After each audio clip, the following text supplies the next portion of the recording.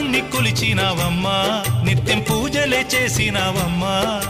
గూడు చెదిరిపాయ గుండెల విసిపాయ గూడు చెదిరిపాయ గుండెల విసిపాయ కొలిచిన రామయ్య కొండ దిగిరాడాయే వందనాలమ్మా అమ్మా వందనాలమ్మా